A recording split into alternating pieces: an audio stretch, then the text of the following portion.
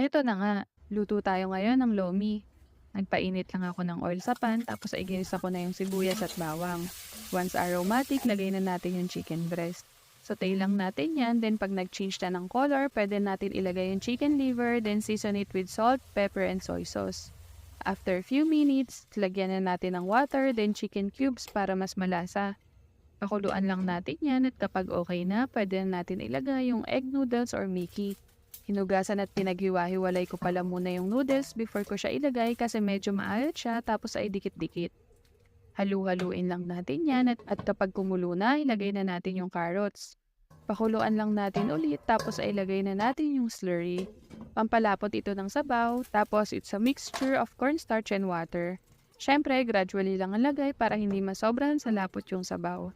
Naglagay rin pala ako ng 3 scrambled eggs tapos ay minix ko lang. Sinunod ko na dyan yung cabbage at celery pati na rin yung boiled quail eggs. Pakuluin lang ulit at ayan na nga, ready na ang ating lomi. Murang-mura, madaling lutuin at siguradong patok sa buong pamilya.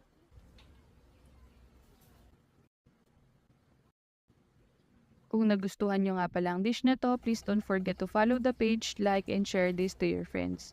Perfect kainin lalo na kapag may kalamansi. Happy eating!